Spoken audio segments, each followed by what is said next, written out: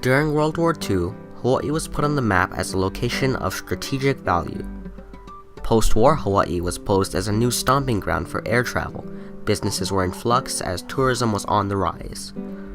During the 70s, a transition was being made from boats and harbors to planes and airports.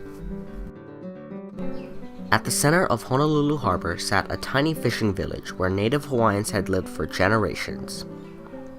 This tiny fishing village would soon become a place of controversy, however, when the state of Hawaii began to remove the community to make way for the new airport runway. As a result, the residents of Mokauea Island and their advocate, John Kelly, took a stand to protect their rights to this island. The period following World War II, Hawaii faced many unprecedented changes and developments. Hawaii shifted from a territory dependent on sugar plantations to a state reliant on tourism. The government, constantly on the lookout for opportunities to elevate the tourism industry and continue the modernization of its islands, opted to expand the airport in 1967. In 1973, the state began the construction of the Reef Runway, which the state hoped would help tourism as well as provide jobs for the people of Hawaii. The Reef Runway was basically an extension to the airport runway, built on top of a series of reefs located in and around Ke'ehi Lagoon. The plan was to dredge out the coral reefs and the surrounding islands of the lagoon and build the runway over them. The only issue? Mokauea Island and its 14 families were in the way. By the 1970s, Native Hawaiians had been facing land loss, cultural threats, and the extinction of the Hawaiian identity.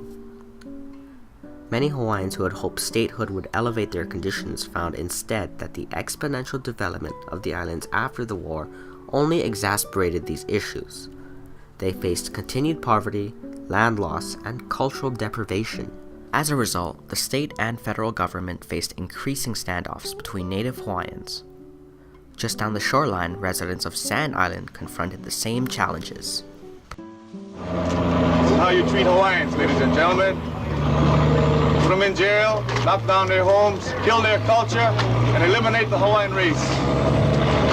Thank you, State of Hawaii. Thank you, Governor Ariyoshi. Thank you, State of Hawaii. Again, aloha. Mahalo very much. In order to justify the eviction of these residents, the state argued that Mokauea Island was not culturally significant and targeted it as a false island. They depicted the residents as squatters and that they had no legal right to reside there.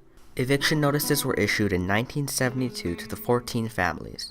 The residents were expected to leave the home their ancestors had resided on for centuries. After refusing to leave, contractors were hired to torch down 5 homes, and several fishermen were arrested. The torching made headlines in local newspapers and was met with public outcry from both the residents and the general public. They were going to demolish the homes on that island. They couldn't get their belongings out of the boat, out of the house. So they just left it there. They sprinkled the entire house with some mushroom liquid. They set 4 houses on fire. And we just watched. We couldn't do anything.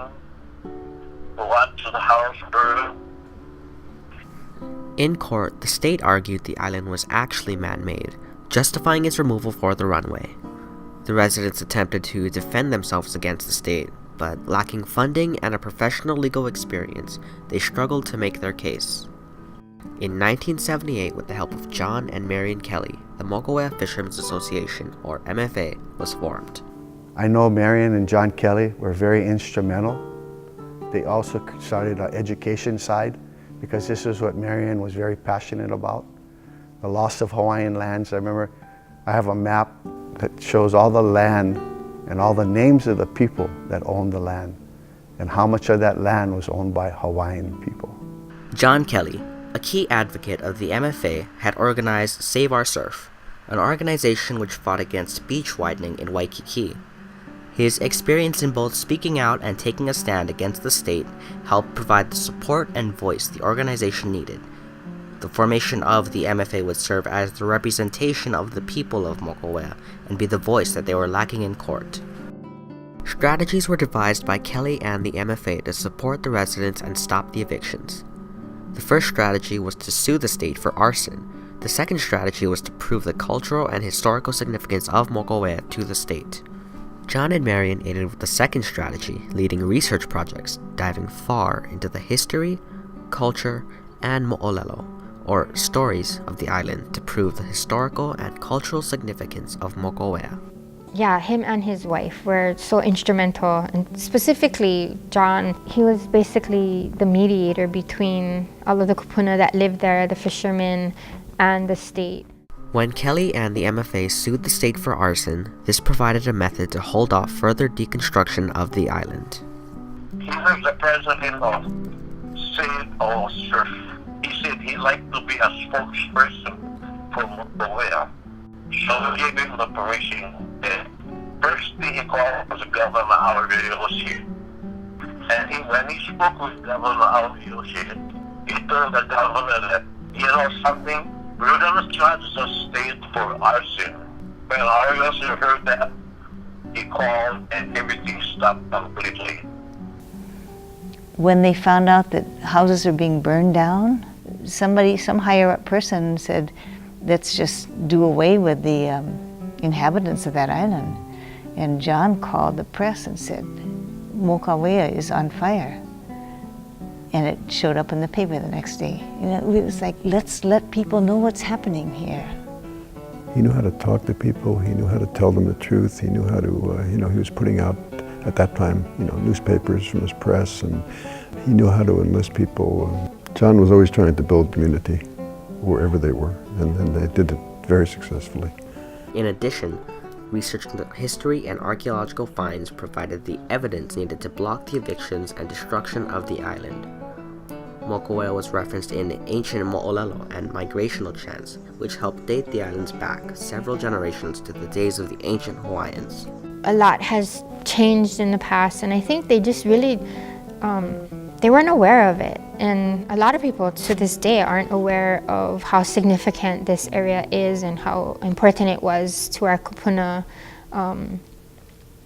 I think there's just lack of education in that department of the state, and they really just, a lot of this history isn't just in one book where everything is, easily accessed. A 22-foot sailing canoe dating back 70 years was also discovered by the Mokauea Fishermen's Association.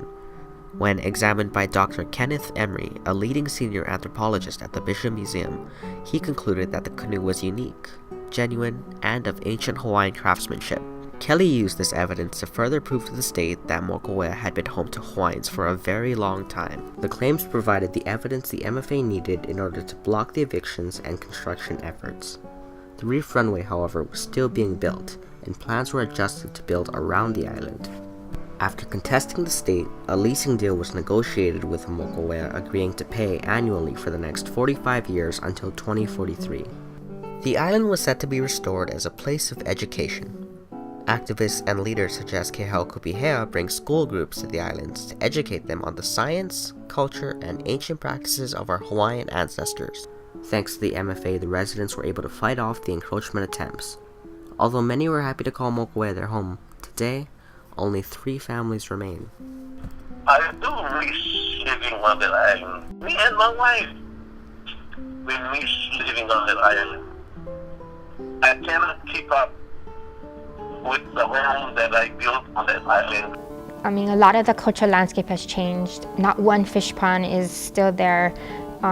But we still have the stories, we still have the mo'olelo, and we still have the pride of what our kupuna were doing there. For us to perpetuate the stories and then work the land, we're carrying on the legacy that our kupuna that were living there in the past wants us to remember. Today, the MFA still stands and is pushing for community support as they aim to rebuild the fishing village to its former glory.